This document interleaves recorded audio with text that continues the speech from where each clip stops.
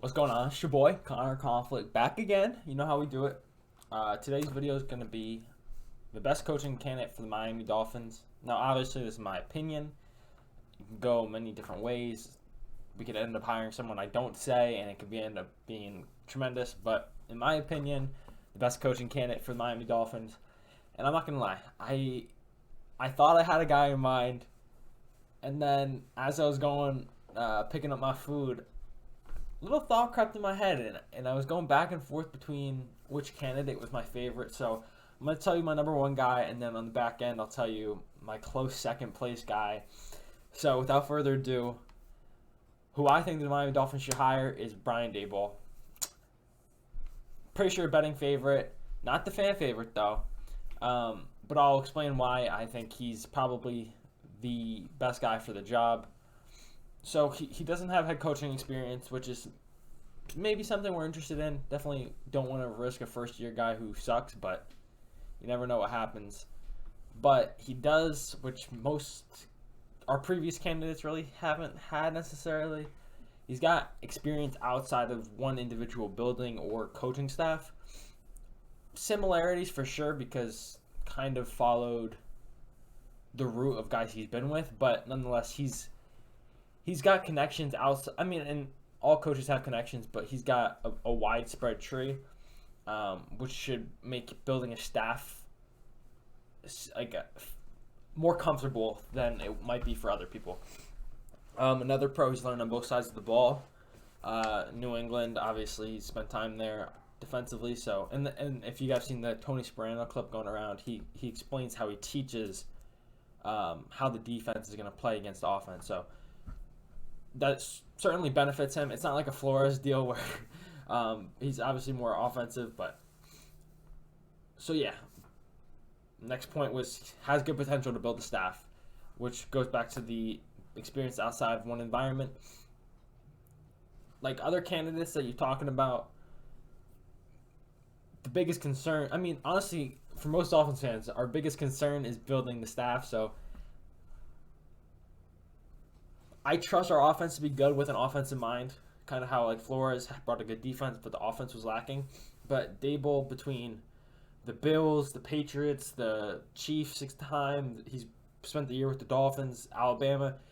He's got enough web of coaches he's surrounded himself with that I'm sure he can come up with a good staff, and obviously outside hires too of guys he might not have spent time with. But I think he's seen so many different ways of it working that I think he'll be able to hire a good staff. Next point, good offensive scheme. Obviously, as we all see in the playoffs, like we watch the Bills and their offense doesn't not score a touchdown the entire game. But let's be real. I mean, if I'm being honest with myself, I watched that game and I don't go, oh, Brian Daboll's calling a great game. Which, in all fairness, I think he probably did. But what really jumped out to me was Josh Allen. Like, the guy was playing out of his fucking mind. But to be fair, I think, once again, this is not a guy who's hitched his wagon like Adam Gase did to Peyton Manning. This is a guy who's had success calling plays in multiple different environments. With Josh Allen not being the current Josh Allen, like not fully developed. With Tua and Jalen Hurts at Alabama. With the Miami Dolphins, from my understanding, actually, I didn't know this because I was such a youngin', but his time in Miami, despite the record and whatnot, he had success with Matt Moore. Once again, I was a baby. All right, give me a break. And shout out Cameron Wolf. I'm pretty sure I'm regurgitating some of his words, but that was the lockout season too. So it really took like the first half of the season to fully install the offense, and he was dealing with, I think, I'm blanking on what year it was, but from my understanding, he won a lot of games with Matt Moore at quarterback, and he got things done regardless of maybe the lack thereof of talent. So once again, kind of sounding off what I've heard other people say, but people I respect. You gotta get, if you give him the right talent, he can make anything work. Whether it's what Josh Allen's doing in Buffalo or any kind, he maximizes the talent that he has. So that's something you want to see out of a coach, and it's comforting knowing if we bring him in, we'll likely have a good, certainly an upgraded, but probably a top, hopefully 10 offense. Hopefully that might be a little steep, but somewhere around there, hopefully. Next point was maximize talent he has. Went over that in the previous point. Obviously, having experience with Tua is the next point is a beneficial thing. Knowing his strengths and weaknesses.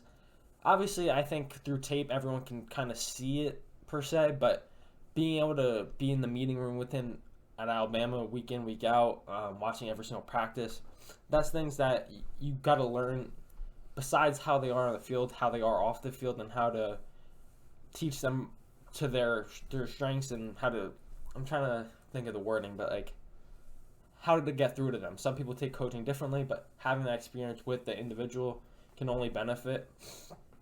My next point, it's honestly a good and a bad thing.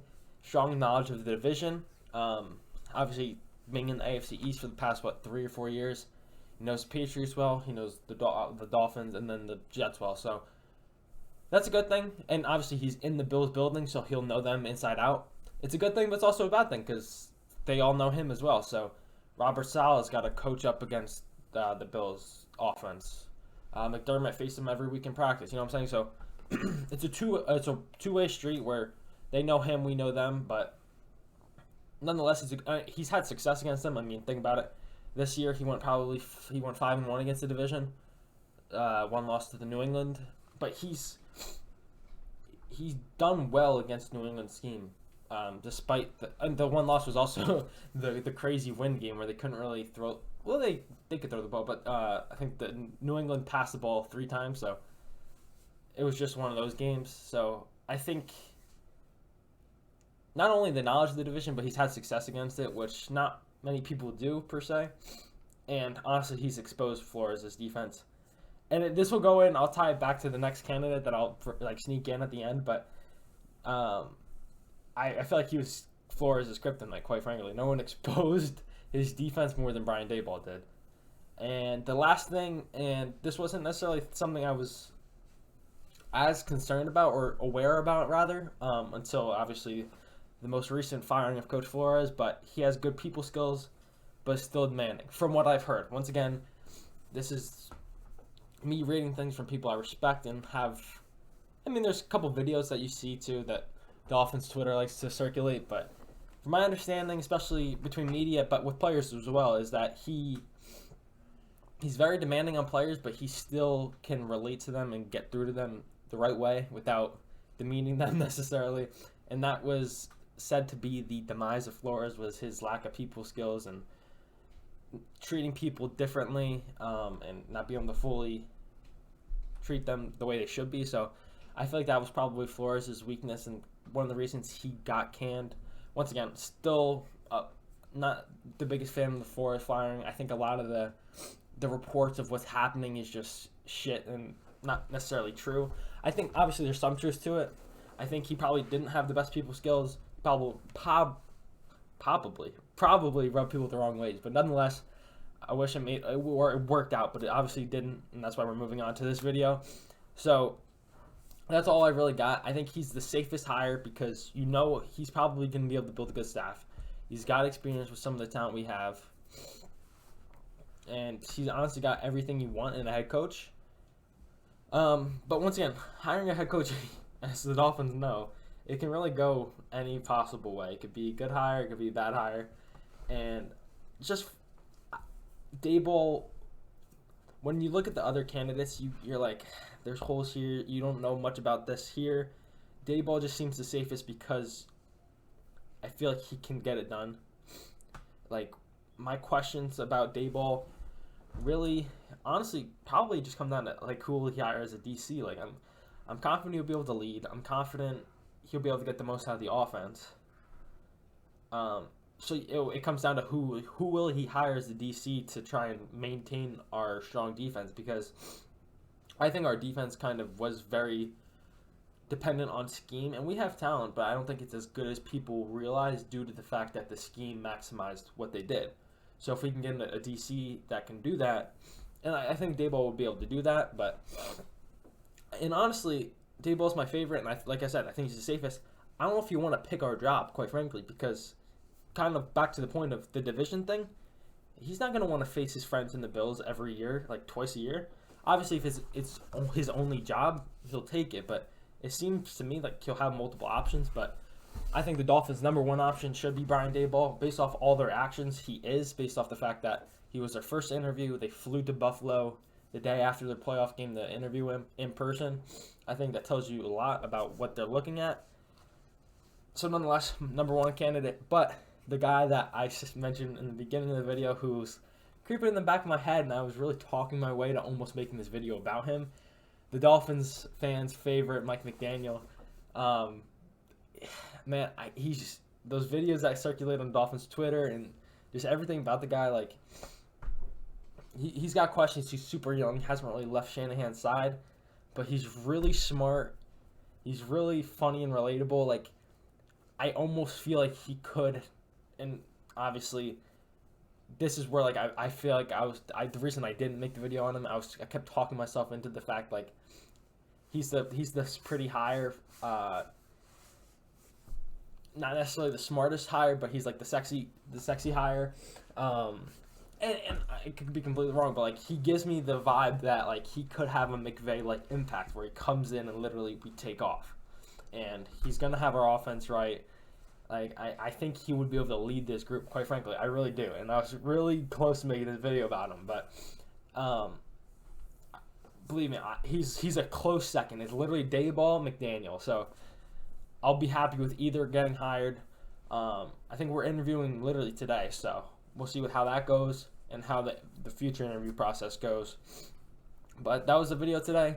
I'm not sure when my next video will be coming out. Please drop suggestions down below if you have any topics. I'm struggling for topics, so appreciate any suggestions. Appreciate you for watching. Make sure to like and subscribe, and I'll catch you guys next time.